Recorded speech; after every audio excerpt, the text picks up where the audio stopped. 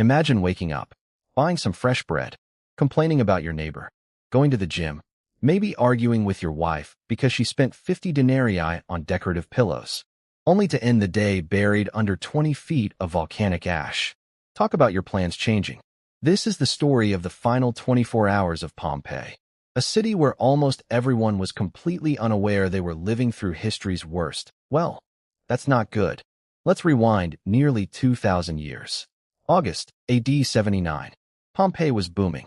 Around 15,000 people called it home. It was basically the Roman version of a wealthy seaside town. Think Miami. Except everyone wore sandals. There were no smartphones, and your local fast food restaurants served wine instead of Coke. Actually, scratch that. The Romans served wine with almost everything. Breakfast? Wine. Lunch? Wine. Dinner? More wine. Hydration wasn't exactly their strong suit. Pompeii had restaurants, wine bars, public baths, markets, theaters, even graffiti, because apparently humans have been writing dumb things on walls for over 2,000 years.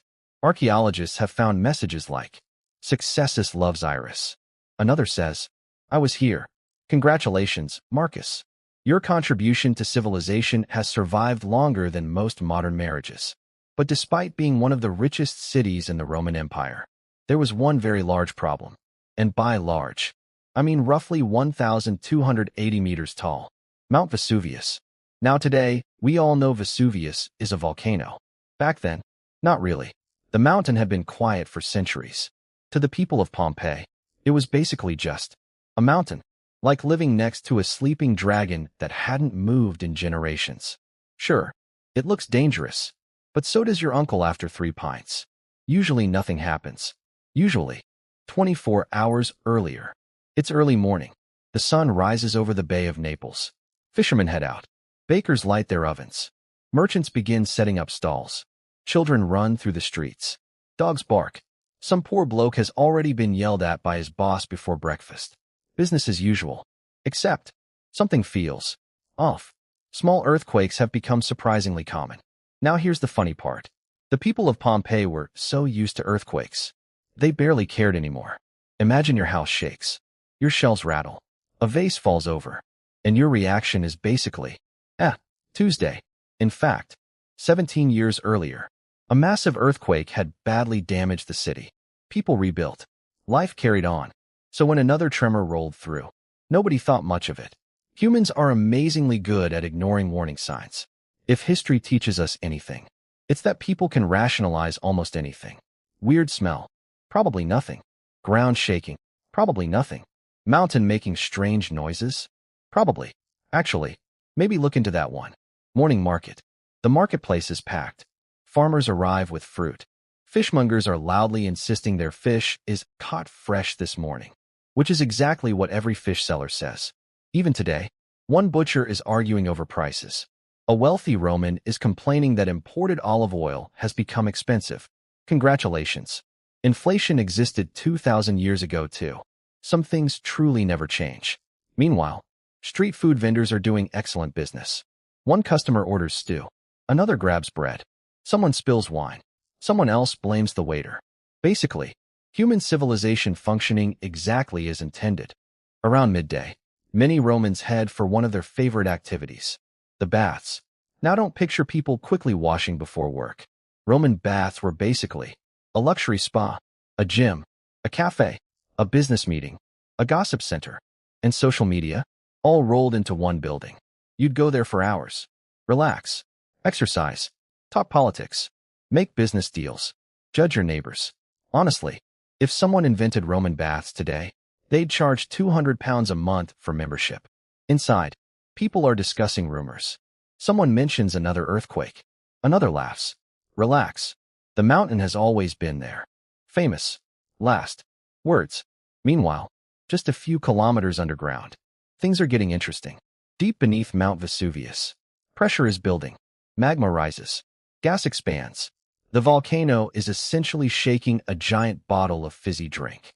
Except instead of cola, it's molten rock. And instead of spraying your kitchen ceiling, it's about to erase an entire city. Nature has absolutely no sense of proportion. The animals know. Here's something strange.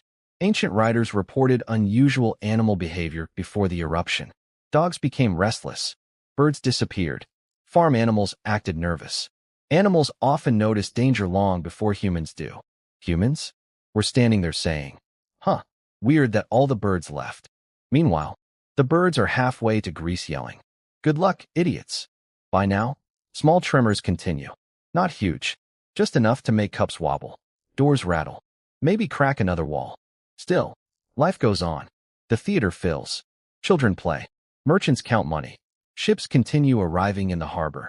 Nobody realizes. Every minute, they're getting closer to disaster. Because that's the terrifying thing about history. People living through it usually have no idea they're making it. Coming up, strange clouds begin appearing over Mount Vesuvius. The first ash starts to fall, and the people of Pompeii slowly realize this isn't just another earthquake. It's the beginning of the end. It's now early afternoon. Pompeii is still buzzing with life. Shopkeepers are haggling. Children are running through the streets. Some poor Roman has just stepped in horse poop for the third time today, which, to be fair, was basically the Roman equivalent of stepping on Lego. Pain. Pure pain. Meanwhile, Mount Vesuvius has officially decided. Today's the day. Deep underground, the pressure has reached a breaking point.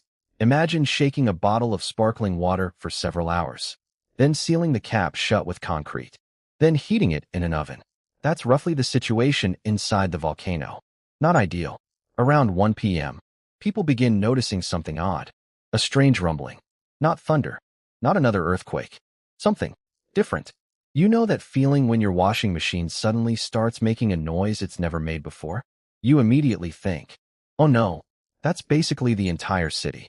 Except instead of replacing an appliance, they were about to replace civilization. Some people glance up at the mountain. It looks normal. Mostly. Maybe a little smoky. Nothing worth canceling lunch over. Because let's be honest, if humans canceled plans every time something looked suspicious, half of Britain would have stayed home every time the weather forecast said, chance of rain. 1 p.m. Then, it happens. Boom. The volcano explodes. Not erupts. Explodes. The blast is so violent that it sends a column of ash, gas and rock nearly 20 miles into the sky. Imagine watching a cloud grow taller, and taller, and taller, until it completely blocks out the sun. Roman writer Pliny the Younger described it as looking like a giant pine tree, which sounds lovely, until you realize this particular tree is made entirely of death. People stop what they're doing. Markets go silent. Conversations end mid-sentence. Even the loud guy trying to sell fish finally shuts up. That's how you know something serious is happening. Then someone inevitably says, "It's probably fine." There is always one person. History is full of them. The Titanic? It's unsinkable. The Hindenburg? What could possibly go wrong? Pompeii? It's just a cloud. No, Gaius. It's the sky trying to kill you. Ash begins to fall. At first, it's almost beautiful. Tiny flakes drift gently through the air. Like snow. Except it's hot, gray, and occasionally contains pieces of volcano. People look around in confusion. Children probably think it's exciting. Adults are less convinced. One man brushes ash off his expensive toga. He's more worried about the laundry bill than the volcano. Classic Roman priorities. Within an hour, the ash gets thicker. Roofs begin collecting it. The streets turn gray. Visibility starts dropping. Breathing becomes uncomfortable. Imagine someone emptied every fireplace in Britain into the atmosphere. At the same time, that's roughly what Pompeii is dealing with. Decision time. Now everyone has to make a choice. Stay or leave? Simple question. Very complicated answer. Because remember, nobody has ever experienced this before. There are no emergency broadcasts, no volcano alert apps, no government text message saying, "Extreme eruption warning. Please avoid being buried alive." The Romans were essentially inventing disaster response while living through the disaster. Not ideal planning. Some people decide to leave immediately. Smart. Very smart. They grab valuables, pack food, collect family members, probably forget one child. Run back. Find the child already outside asking, "Can we take the dog?" Others decide to stay. Their houses are sturdy. Surely the eruption will stop soon. After all, it's just some ash. Right? Right? No. The wealthy have problems too. Being rich suddenly isn't much help. Imagine owning a mansion with marble floors, beautiful gardens, private fountains. And now, your biggest concern is whether your roof can support several tons of volcanic debris. Spoiler, it can't. Nature doesn't care how expensive your kitchen was.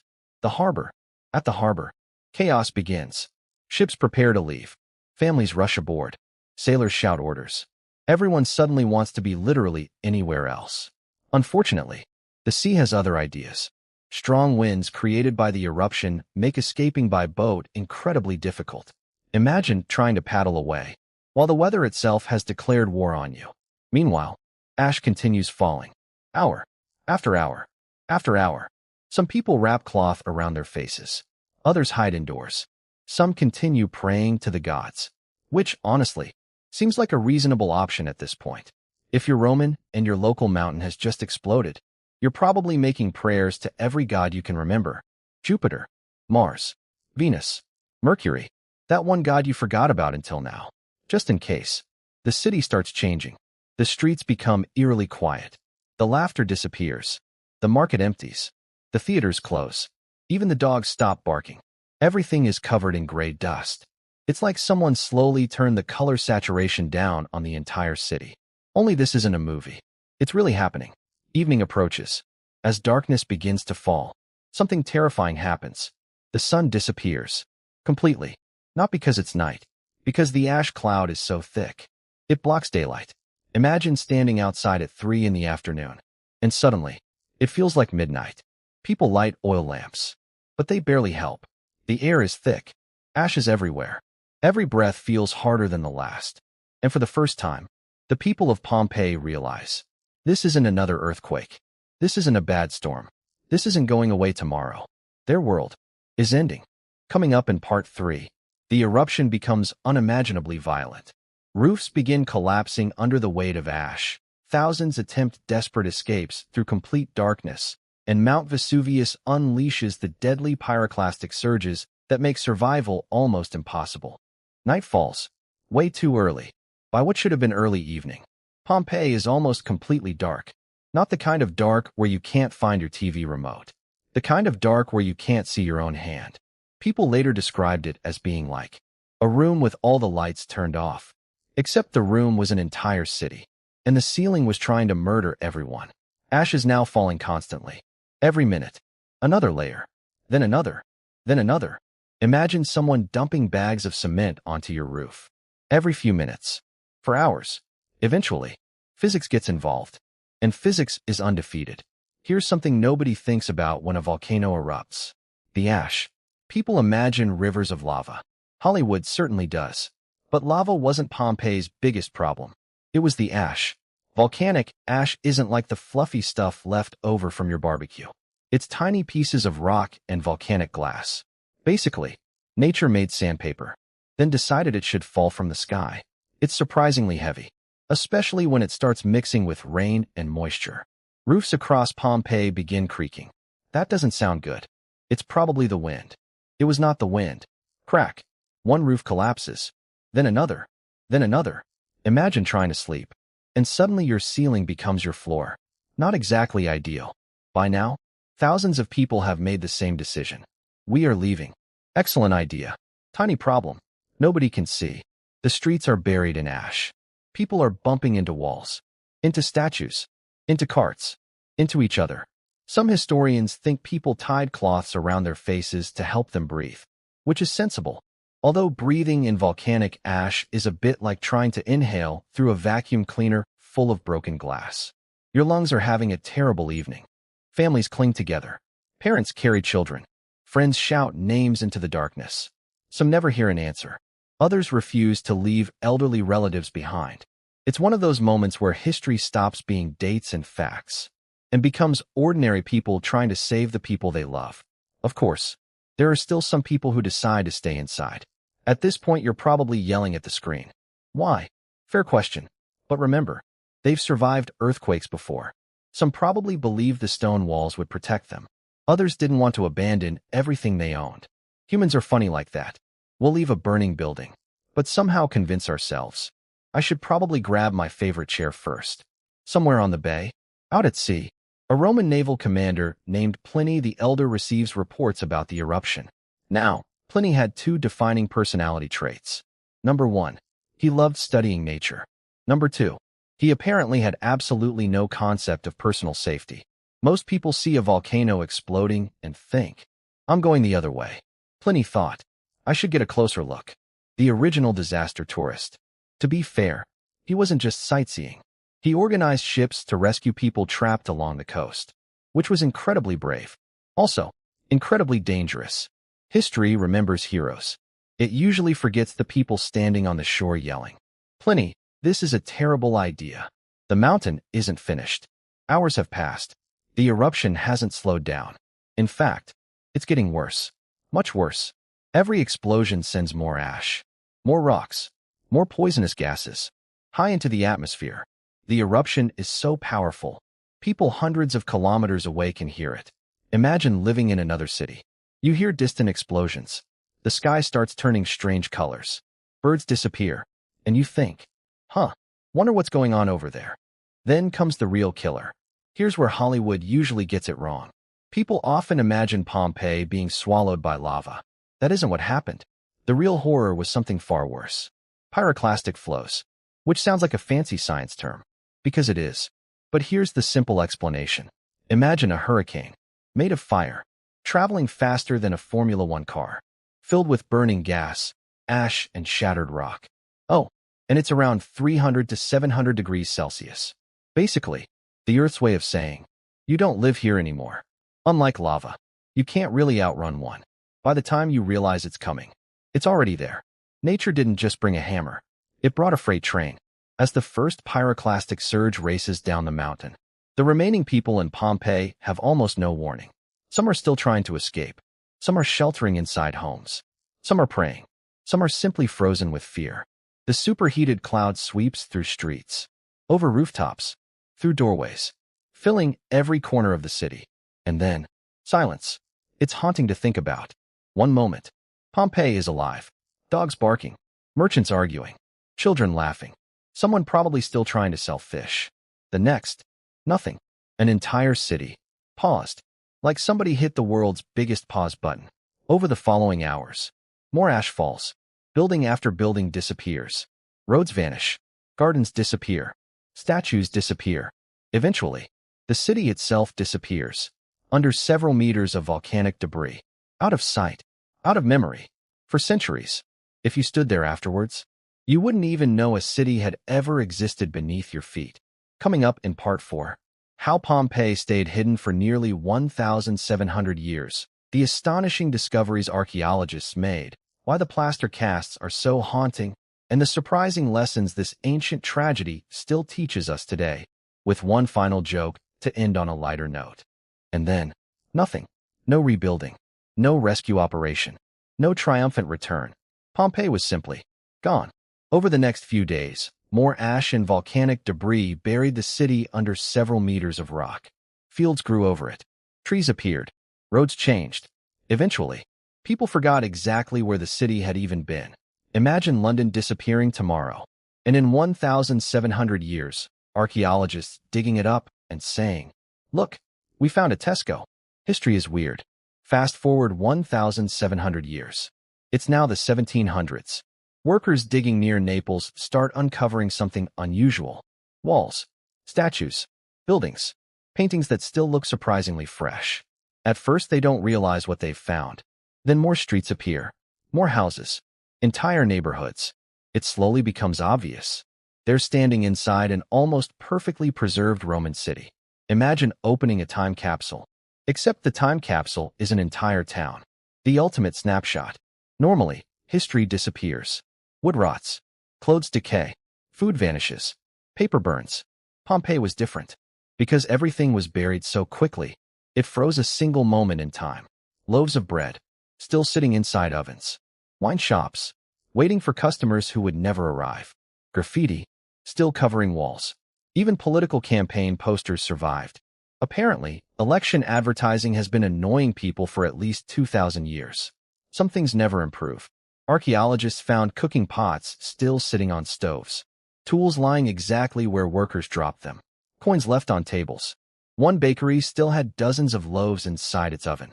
Imagine spending all morning baking, only for future archaeologists to judge your bread 2,000 years later. No pressure. Now, this next part is genuinely remarkable. As archaeologists excavated the city, they noticed strange empty spaces inside the hardened ash. Someone had an idea. What if we pour plaster inside? When they did, the plaster filled the hollow spaces left behind after bodies had decomposed. The result? The famous casts of Pompeii. People frozen in their final positions. Some curled up, some shielding loved ones, some trying to cover their faces. It's one of the most powerful reminders that history isn't just about emperors and battles. It's about ordinary people. People who had jobs, families, dreams. People who thought tomorrow would be just another normal day. So, could they have escaped? It's a question historians get asked all the time. The answer? Some did. Many people left early enough to survive. Others stayed because they believed the danger would pass. Some couldn't leave. Some tried too late.